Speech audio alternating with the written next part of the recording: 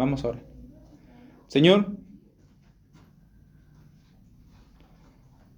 no tengo palabras para hablar de tus obras maravillosas, pero yo te alabo porque tenemos tu palabra. Te pido por favor que nos ayudes a atesorar tu obrar y Señor, que nosotros podamos atesorar tu amor inmenso y tu gracia infinita. Que podamos adorarte con alegría de corazón, con un corazón humilde, con un corazón sincero. Amén. Amén. Bien, como nosotros hemos leído, se terminó la noche, por fin es viernes y es el día de la Pascua. El capítulo 15 dice que muy de mañana, habiendo tenido consejo los principales sacerdotes con los ancianos, con los escribas y con todo el concilio, es decir, el Sanedrín, llevaron a Jesús con Pilato, ¿cierto? Todo el Sanedrín estaba allí, todos, ¿te diste cuenta? Fariseos, sacerdotes, escribas, todos estaban ahí. ¿Por qué? Porque si ustedes recuerdan, ellos tuvieron un juicio por la noche. Pero según la ley judía, nadie podía ser juzgado por la noche, ni tampoco en un lugar particular. Debía de ser en el día y debía de ser en el templo. Entonces ellos, que habían condenado a Jesús a morir bajo el cargo de blasfemia, en un juicio lleno de mentiras y torcido por todos lados, por la mañana, para no romper la ley, ellos se juntan para entonces oficializar la condena. Hacen una reunión muy tempranito. Y esto es como siempre impactante. A ellos no les importó mentir para condenar a un hombre, ¿cierto? Mientras siguieran el procedimiento de la ley. Vamos a matar a un inocente con mentiras y con falsos testimonios, rompiendo los mandamientos de Dios como sumo sacerdote y como personas encargadas de enseñar la ley de Dios a la gente, y vamos a romper la ley, pero vamos a seguir el protocolo, ¿verdad? Hay que hacer una reunión en la mañana porque sería contra la ley de Dios no hacerlo, ¿no? Bien, ellos iban a entregarlo con Pilato, y es que ellos hicieron esta reunión y se fueron tempranito con Pilato porque ellos no tenían la autoridad para condenar a alguien a muerte ni tampoco para ejecutar esa condena. Pero sin quererlo, ellos están demostrando la veracidad del Señor Jesús y ellos están demostrando que el Señor Jesús es realmente el Hijo de Dios. Porque el Señor Jesús había dicho en Marcos 10:33 lo siguiente. Escucha con atención. Marcos 10:33 dice lo siguiente. He aquí, subimos a Jerusalén y el Hijo del Hombre será entregado a los principales sacerdotes y a los escribas. Eso es lo que hizo Judas, ¿verdad que sí? Y le condenarán a muerte. Eso pasó el jueves en la noche, ¿verdad? Viernes en la madrugada. Y le entregarán a los gentiles. Lo llevan con Poncio Pilato, ¿cierto? Y le escarnecerán y le azotarán y le escupirán y matarán, mas al tercer día resucitará. Ellos están haciendo exactamente lo que el Señor Jesús les había dicho a sus discípulos que le iban a hacer. Al pie de la letra, cada una de esas cosas. Pero nota esto, ellos no querían una segunda opinión, ellos no llevaban a Jesús con Pilato para que Pilato actuara como juez. Ellos querían un verdugo. Ellos no querían otro veredicto, ellos no querían una ratificación. Ellos querían que alguien se ensuciara las manos por ellos. Porque iba a venir la Pascua. ¿Cómo iban a comer la Pascua con manos manchadas de sangre? Y otra vez vemos esta hipocresía que asombra, ¿verdad que sí? Asombra de verdad. Ellos no querían tener que lidiar con Jesús en ese sentido, porque recuerden que incluso ellos cuando decidieron matar a Jesús dijeron, el día de la fiesta no, para que no haya un alboroto, ¿verdad? Ellos no querían que la gente dijera, qué injustos son, cómo se atreven. Ellos con tal de guardar su imagen de piedad y de justicia, ahora llevan a Jesús delante de Pilato para que Pilato y los soldados romanos se ensucien las manos para ejecutar las mentiras que ellos tejieron. Ellos hicieron todo esto de una manera que de verdad nos debería de asombrar a todos nosotros. Pero algo que me asombra todavía más es lo que dice Marcos 15 en el versículo 1. Mero al final. La Biblia dice que estaban todo el Sanedrín ahí, todo el concilio, pero dice que llevaron a Jesús. ¿Cómo? ¿Cómo lo llevaban? Atado, dice ahí.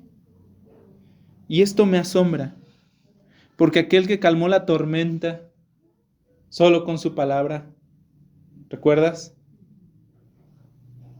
Aquel que hizo que una legión de demonios que estaban dentro de un hombre se aterrorizaran simplemente con su presencia. Ese que con su voz hizo retroceder a la muerte en la vida de una niña y de su amigo Lázaro. Este hombre ahora está atado. Y no porque no pueda soltarse. Él es el Todopoderoso.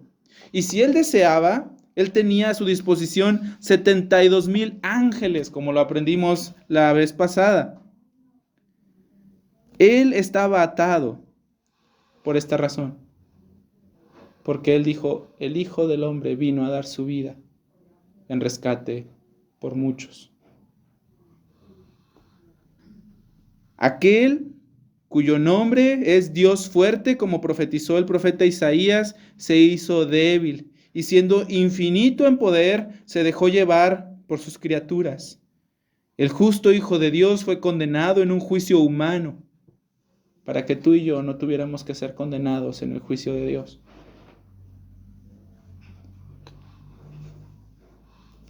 A un hombre tan impresionante, el Dios hecho hombre, va atado para pagar por tu salvación y por mi salvación y por la salvación de todo aquel que crea en él. Qué verdad tan maravillosa y qué verdad tan abrumadora. Dios fue condenado, el Hijo de Dios fue condenado. Dice el versículo 2 del capítulo 15, perdón, al final del capítulo 1 dice, y le entregaron a Pilato. Llevaron a Jesús. Esto no se dice aquí en Marcos, pero como una nota al margen. Llevaron a Jesús de la casa de Caifás, ¿se acuerdan que estaba ahí, en la casa del sumo sacerdote? Al pretorio. Y dice Juan 18:28 en el pasaje paralelo, que era de mañana y ellos no entraron al pretorio, ¿saben qué? Ellos, el Sanedrín, no entró al pretorio para no contaminarse y así poder comer la Pascua. No iban a meterse en la casa de un gentil porque, pues no, nos vamos a contaminar y luego...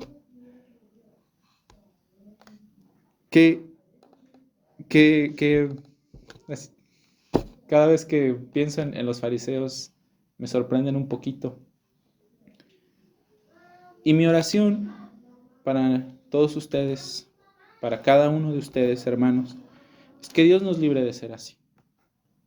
Que Dios nos libre de que vivamos engañados y engañándonos a nosotros mismos, viviendo una vida impía toda la semana, pero el domingo temprano levantándonos porque es día de ir a la iglesia.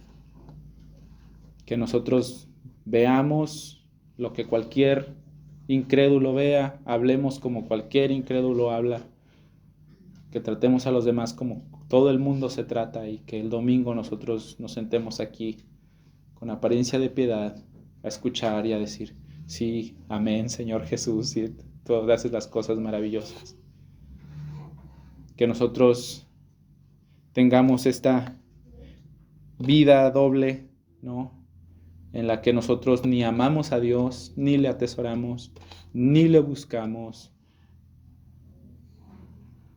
y donde después venimos al templo a cantar, guíanos en obediencia, en humildad, en amor y fe. Que nuestra vida no sea así.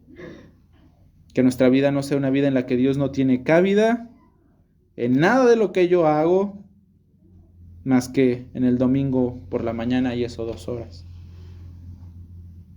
Mi oración es que nosotros, hermanos, en nuestras actitudes, nosotros podamos mostrar a Cristo en nuestro diario vivir, buscar a Cristo en todas las cosas que hacemos, no solamente mientras estamos haciendo algo que tenga que ver con la religión. Que nosotros nunca seamos como los fariseos. Nunca. Y si alguno de nosotros ha estado viviendo así, es tiempo de arrepentirse y de buscar ser íntegros delante del Señor, porque como leímos hace ratito en el Salmo 5, Él ama a los justos. Él ama a los justos y a los íntegros de corazón. Así que Jesús es entregado a Pilato. Jesús es entregado a Pilato. ¿Quién es este Pilato? Bueno, este Pilato es el procurador romano del tiempo. Y lo llevaron con él, como ya les dije, porque el Sanedrín no tenía la autoridad para dictar sentencia de muerte, ni tampoco para ejecutarla. Pero mira, algo que me llama mucho la atención del versículo 2 es que Pilato le preguntó a Jesús, ¿eres tú el rey de los judíos? Cuando yo leí esto, mi cerebrito dijo algo así como, chis, ¿pero por qué? Porque ¿recuerdan cuál es la causa de la condena de Jesús? Blasfemia, ¿cierto? Jesús se había hecho a sí mismo Dios, o reclamó ser Dios, y ¿qué dijeron? Blasfemia, ¿verdad? Vamos, ¿qué más testimonio queremos? Ya lo escucharon todos. Ahí estaban en la casa de Caifás. Y ahora de repente, Pilato le dice, ¿eres tú el rey de los judíos? Mi pregunta es, ¿de dónde sacaron esa idea? ¿Por qué Pilato hace esa pregunta? Marcos no nos dice, pero Lucas sí. Así que si quieres acompañarme a Lucas, al capítulo 23, nosotros vamos a ver qué pasó cuando el Sanedrín llegó a entregar a Jesús con Poncio Pilato. Y aquí está el asunto. Lucas 23, versículo 1. Levantándose entonces toda la muchedumbre de ellos, llevaron a Jesús a Pilato y comenzaron a acusarle diciendo, a este hemos hallado que pervierte a la nación, que prohíbe dar tributo al César, diciendo que él mismo es el Cristo, un rey. Entonces Pilato les preguntó diciendo, ¿eres tú el rey de los judíos? Y respondiéndole él dijo, tú lo dices. Y Pilato dijo a los principales sacerdotes y a la gente, ningún delito hallo en este hombre. Pero ellos porfiaban diciendo, alborota al pueblo enseñando por toda Judea, comenzando desde Galilea hasta acá. ¿No? Todo Israel viene este hombre, perturbando a la gente.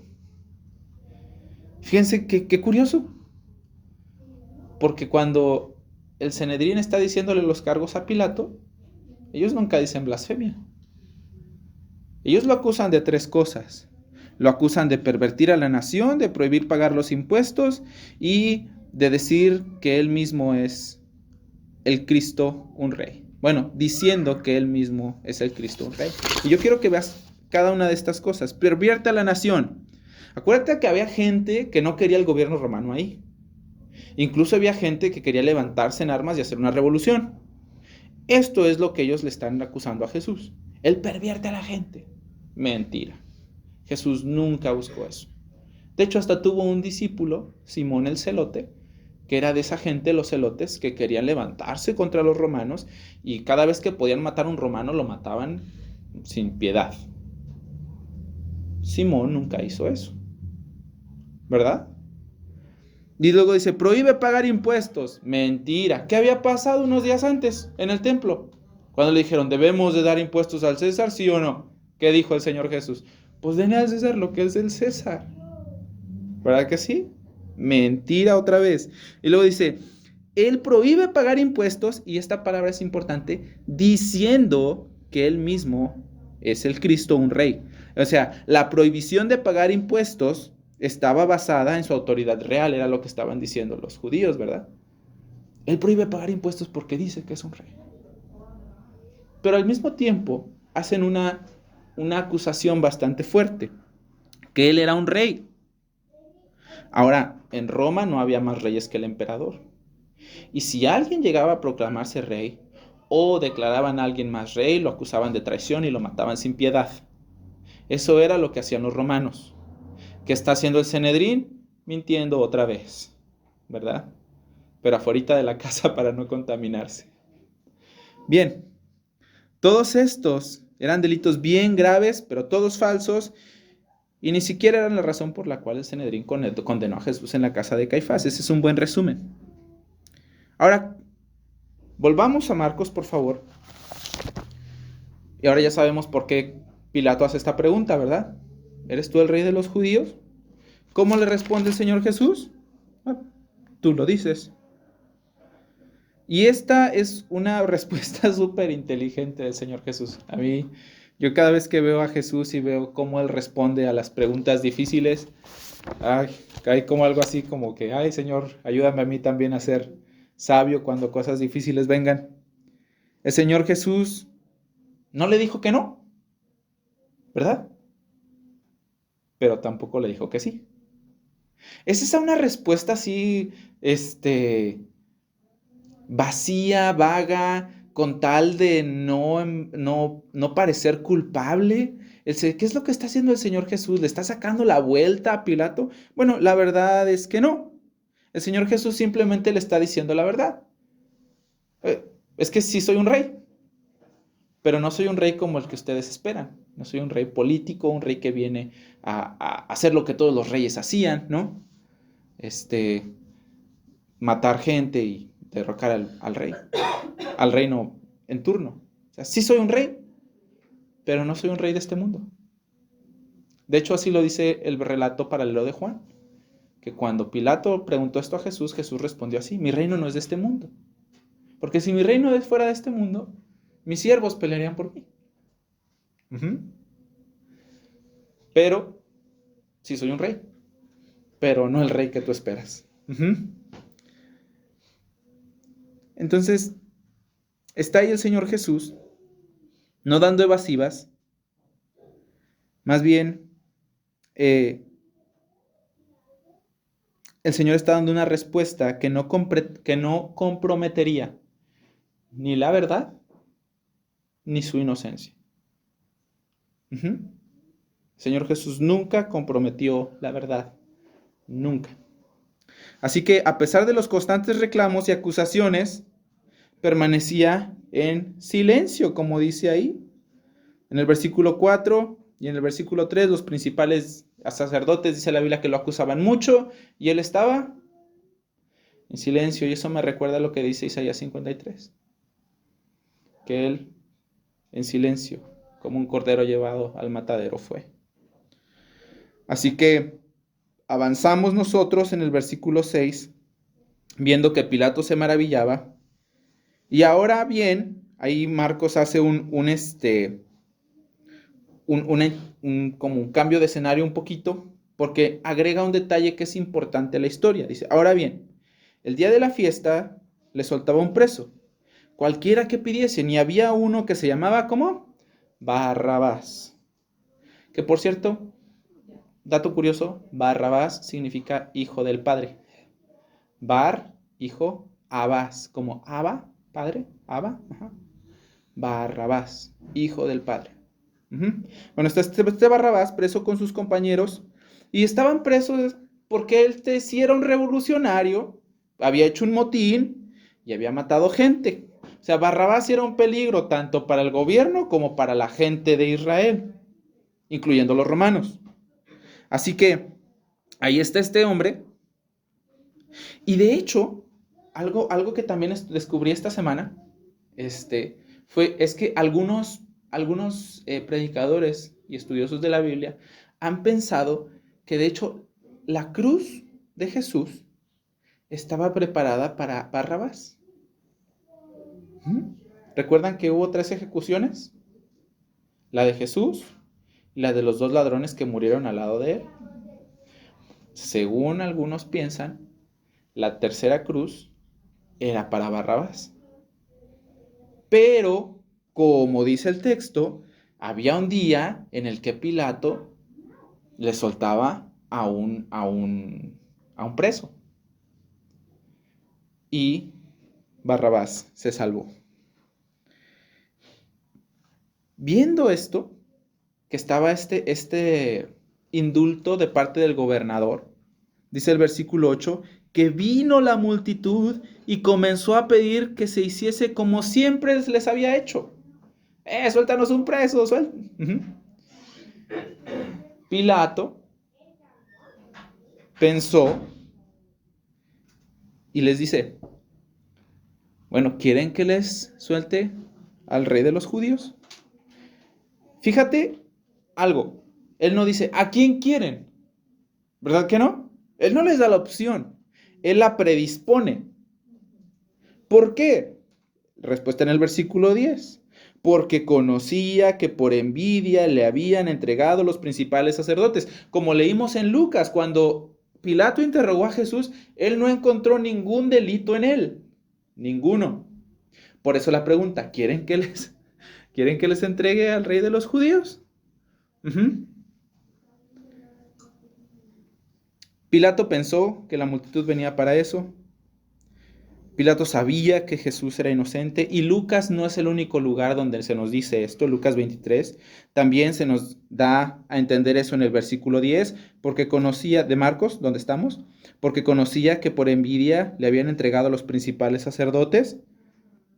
También en Mateo 27, 19, en el Mateo 27, 24, en Marcos 10, 14, en Lucas 23 del 14 al 15 y en Juan 18 Juan 18, 38 y Juan 19 al 4 y también en el versículo 6. Constantemente Pilato está diciendo, este hombre no ha hecho nada digno de muerte, él es inocente, yo no encuentro delito en él.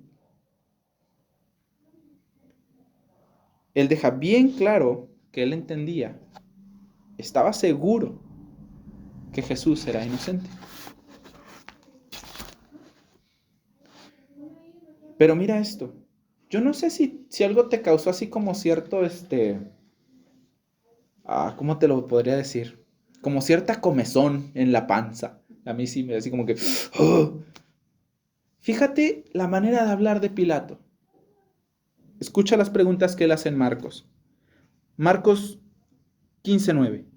¿Quieren que le suelte al rey de los judíos? Marcos 15:12. ¿Qué pues quieren que haga con el que llaman el rey de los judíos? ¿Por qué les preguntas? ¿Qué no tú eres el gobernador? ¿Qué no tú eres el que administra justicia? ¿Qué no eres tú el que debería decir, no, vamos a hacer esto? ¿Por qué les estás preguntando qué quieren? Pues ni que ellos mandaran. Si te van a pedir permiso a ti para ejecutarlo, ¿por qué tú les estás preguntando qué quieren que haga? ¿Quieren que les dé o les doy otro? ¿Qué te pasa? Bueno, déjenme contarles algo acerca de Pilato, ¿ok? Espero no aburrirlos. Pilato en la historia no es conocido como un buen gobernante. Nosotros acabamos de tener una probadita aquí y también estamos pensando que no es un buen gobernante. Los judíos tuvieron muchos conflictos importantes con él. De hecho, documentos lo identifican como un hombre impaciente, terco y cruel.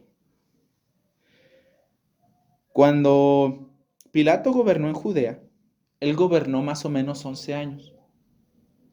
Y pues hay ciertas naciones, por ejemplo Estados Unidos, que si uno es buen gobernante, le alargan el periodo, ¿verdad? Otros 4 años. Tal vez nosotros podríamos pensar que como Pilato era bien bueno, le dejaron gobernar 11 años, pero la verdad es que este tiempo, más que decirnos que él fue un éxito, nos enseña que él es un fracaso.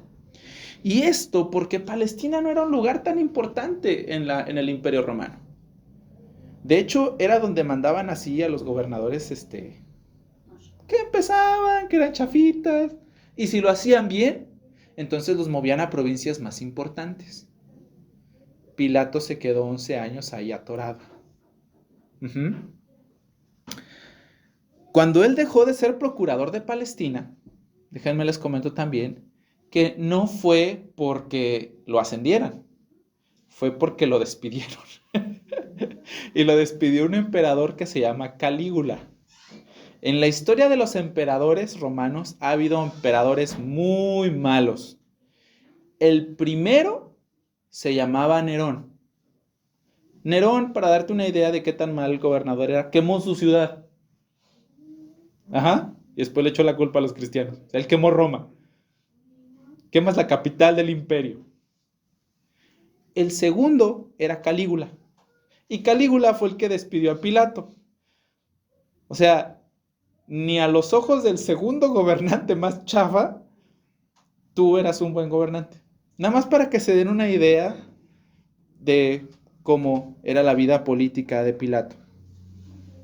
Al final la tradición dice que Pilato se fue a cierto lugar y que se murió. Las personas no saben ni siquiera cómo se murió. Algunos piensan que se suicidó. Pero Pilato no fue una persona que trascendió. Por lo menos no en lo secular, pero sí jugó un papel importante en el plan de Dios. Uh-huh. Y es este. Ahora, Pilato nos da la idea también de ser una persona que teme a los demás. Esto que está haciendo Pilato en la Biblia se llama temor al hombre. Yo no hago lo que es correcto por temor a lo que pensarán de mí, a lo que los demás van a decir, a perder un amigo, tal vez a tener un problema con mi jefe. Y yo hago ciertas cosas para caerle bien a mi jefe, para caerle bien a cierta gente. Eso en la Biblia se llama temor al hombre, porque lo estoy haciendo para ellos. No lo estoy haciendo para Dios, lo estoy haciendo para ellos. Y saben que con todos estos errores que Pilato había tenido, les decía que Pilato no tenía una buena relación con los judíos porque había cometido muchos errores.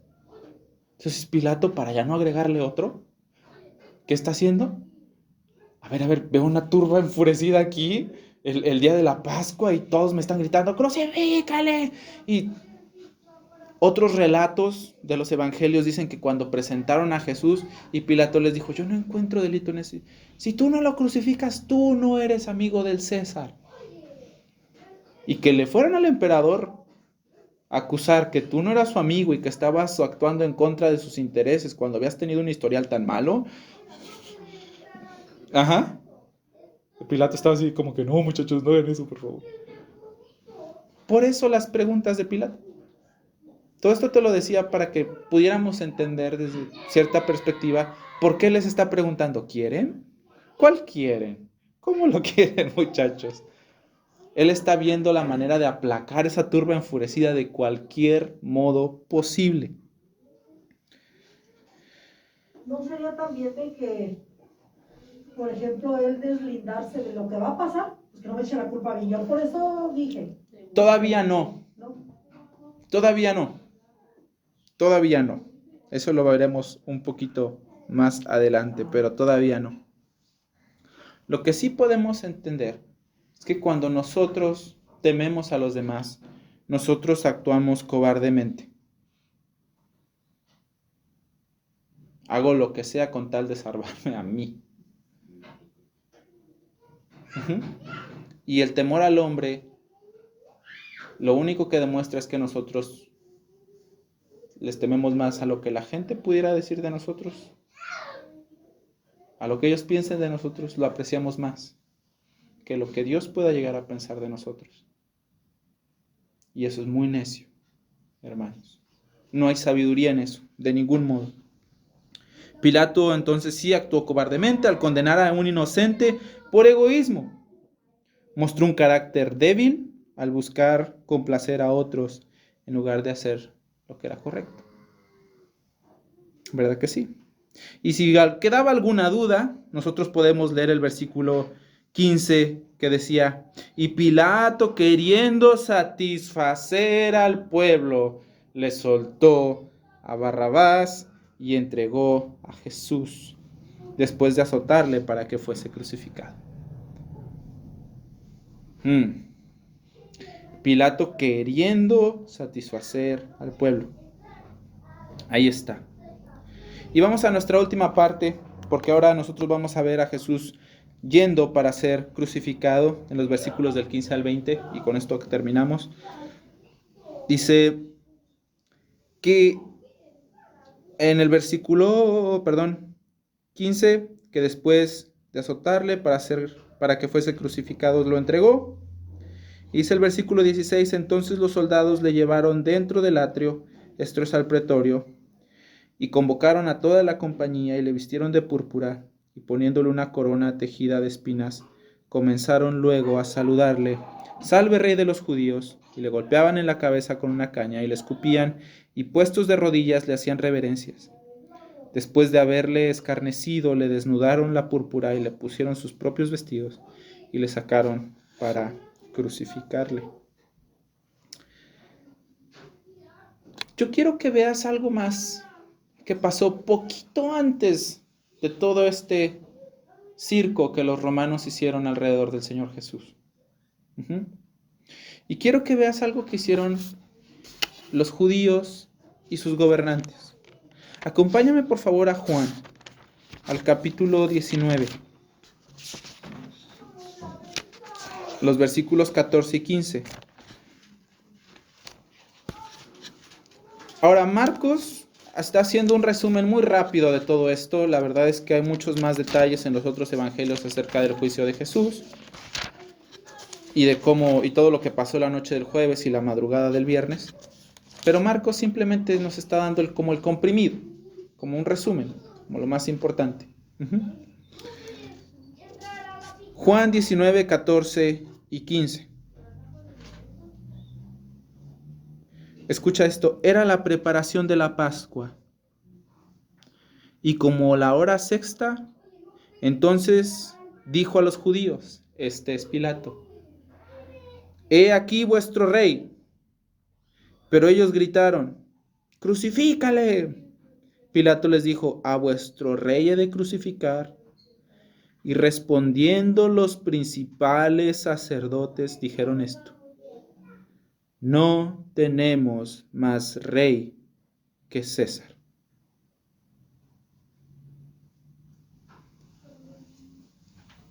Nuestro único rey y nuestra única lealtad está con el César. Yo quiero que por favor pienses un poco en el peso que estas palabras tienen. No solamente porque Jesús es el rey de verdad, Él es el Mesías, sino porque para un judío su única autoridad, su único rey era Dios mismo. Nosotros no tenemos otro rey más que César. Mira hasta dónde llega la locura de su hipocresía y de su odio por el Señor Jesús. ¿Sí? Vamos a Mateo 27, porque hay una cosa más antes de que yo avance a lo que sigue del texto. Mateo 27, del 22 al 26. Mateo 27, del 22 al 26. Dice lo siguiente: Pilato les dijo: ¿qué pues haré de Jesús, llamado el Cristo? ¿Ves ahí otra vez la complacencia de Pilato? ¿Qué entonces hago, muchachos? Ustedes díganme. Todos le dijeron: sea crucificado. Y el gobernante les dijo: pues qué mal ha hecho. Pero todos ellos gritaban uno más fuerte diciendo: sea crucificado. Viendo Pilato que nada adelantaba, sino que se hacía más alboroto, y aquí está la cobardía de Pilato, donde él dijo: allá ustedes. Él tomó agua y se lavó las manos delante del pueblo diciendo: yo soy inocente de la sangre de este justo. Allá ustedes. O sea, yo nomás les doy permiso, les doy con qué matarlo, les proveo a los soldados, tiene mi sello, pero yo no tengo culpa, ¿eh? O sea, eso es allá de ustedes. Y respondiendo a todo el pueblo, dijo, escucha esto por favor. Su sangre sea sobre nosotros y sobre nuestros hijos. Entonces le soltó a Barrabás.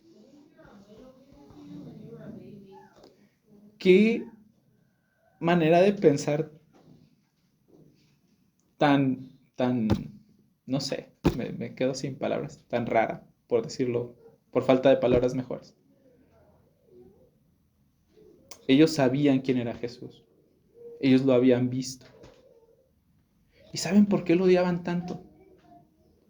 Porque Jesús había descubierto la falsedad de su religión y les había mostrado que ellos en realidad no eran buenos, que eran como sepulcros blanqueados, tan bonitos por fuera, pero podridos por dentro.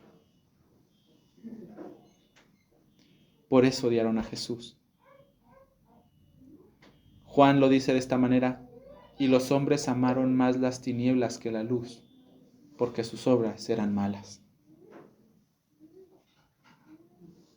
Así que Jesús es entregado en medio del desprecio, de la injusticia, la maldad, la violencia, mentiras, manipulaciones, engaños. Jesús fue, como dice Isaías, oprimido y afligido, pero no abrió su boca. Como un cordero fue llevado al matadero.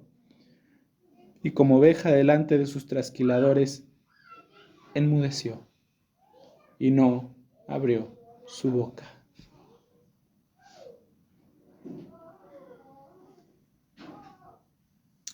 Nosotros leímos en Marcos, si quieres volver ahí, cómo los soldados romanos lo llevan hacia lo que se nos enseña que es el pretorio, y se convocan a toda la compañía.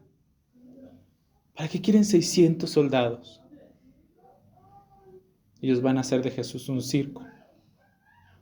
Y traen a 600 personas para que se burlen de él y para que sea humillado.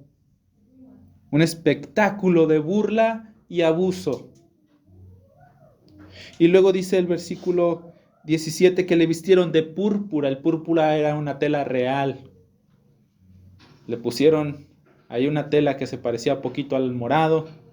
Los soldados romanos tenían un manto escarlata que cuando ya estaba muy viejito daba un tonito así como de morado.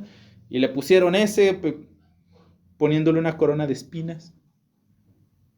En la cara tenemos un montón de vasitos y las espinas no eran pequeñas. Eran espinas suficientemente duras para cortarle la cara y llenársela de sangre. Y entonces todavía más le golpearon la cabeza con una caña.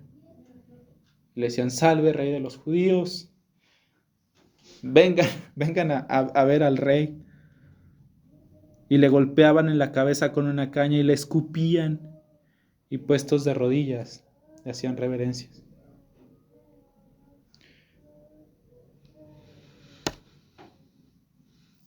La Biblia también dice que Jesús fue azotado, ¿cierto? En el versículo 15 dice que después de azotarle, ¿verdad? Para que fuese crucificado, le entregó. Déjame te digo cómo se llama esto. Esto históricamente se llama flagelación. Y estaba hecho con una herramienta que se llama así, flagelo. El flagelo tiene un mango de madera y tenía tiras largas de cuero en las que se insertaban metal y hueso. Y el flagelo estaba diseñado para romper la piel y los músculos del que iban a matar. Era una manera de acelerar la muerte en la crucifixión. Se rompían las venas, los vasos, los músculos se desgarraban y algunas veces los que eran castigados con el flagelo quedaban al descubierto sus órganos internos, sus pulmones, sus intestinos.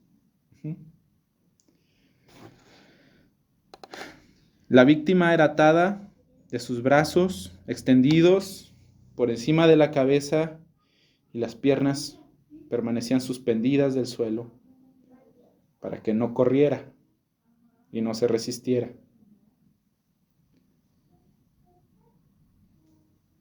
Eso fue lo que hizo el Señor Jesús antes de su crucifixión.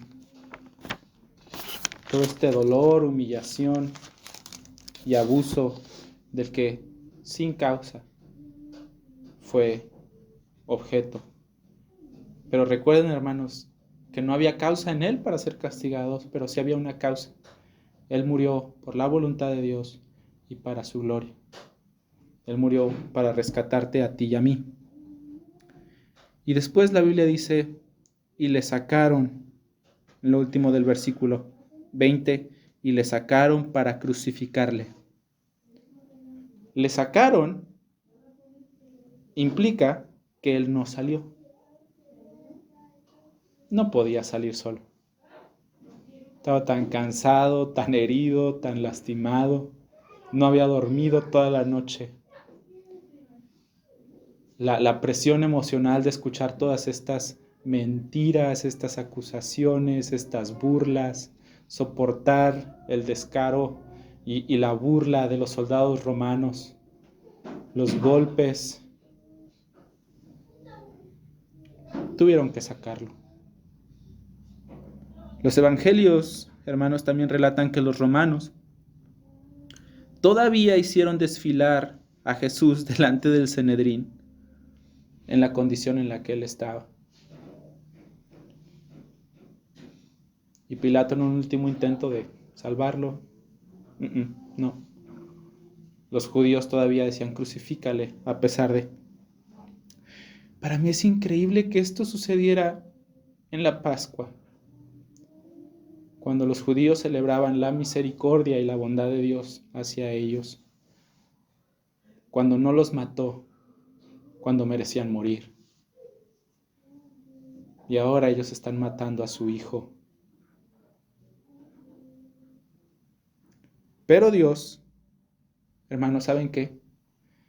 En ese momento mostró su misericordia. Dios presentó a su Cordero.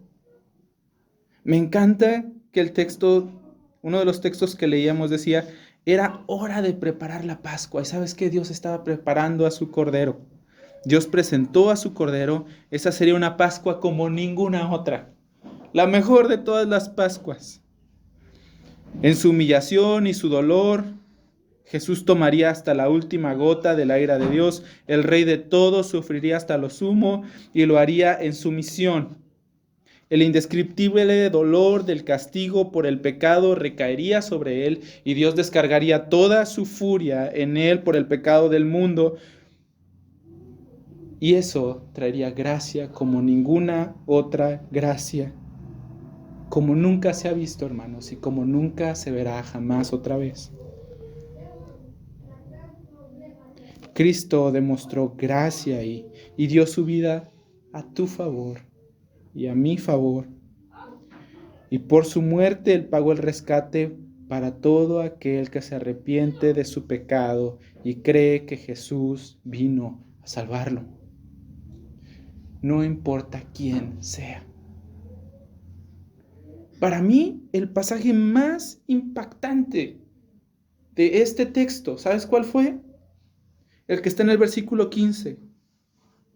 Le soltó a Barrabás y entregó a Jesús. Barrabás era el que merecía ser castigado así. Él era un hombre malvado. Ese hijo del Padre que no merecía ser llamado así por la bondad del verdadero Hijo del Padre, fue salvado. Yo creo que Barrabás era el único que podría decir que literalmente Jesús tomó su lugar, ¿verdad? Pero ¿sabes qué? Jesús no nada más tomó el lugar de Barrabás, tomó tu lugar, tomó mi lugar. Así que el juicio y la liberación de Barrabás son una imagen donde nosotros podemos contemplar la verdad del Evangelio de una manera bien clarita. Por favor, Por favor, hermanos, no piensen que Jesús nada más vino a salvarlos de ir al infierno. Hermanos, no es así. Él vino a salvarte del pecado. Sí, de la condenación como castigo por tus pecados, pero también de tu pecado mismo. Así que por favor, recuerda que Él es digno de tu obediencia por lo que ha hecho. Él es digno de tu pureza por lo que ha hecho. Él es digno de que tus palabras siempre sean sazonadas con gracia. Tu vida es suya. Tú le perteneces.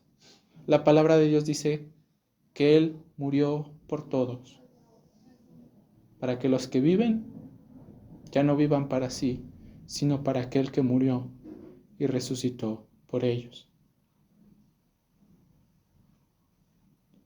Por favor, también no pienses en esta idea contemporánea, medio romántica, chafa, de nuestra cultura, donde Jesús está desesperadísimo por salvarte y Él está súper triste si no está contigo. Dios nos ama, hermanos. Pero sabes que en su amor, lo que sí ha hecho el Hijo de Dios es ofrecerte perdón. Porque Él no está en una situación desesperada. Nosotros sí lo estábamos. O lo estamos. Y Él en su amor viene a ofrecerte gracia y perdón. Así que recuerda esto. Él es digno de todo de ti. Tu obediencia más alegre, tu pureza más sincera, de tu amor más tierno y más profundo. Vamos a orar.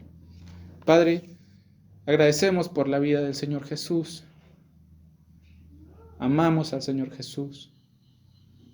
Aunque a veces no parece que lo amamos, tú sabes todas las cosas. Tú sabes que lo amamos. Que nuestra vida sea una ofrenda para Él y que Él reciba la recompensa por su sacrificio. Cada día que Él sea honrado y amado por todos nosotros. Amén.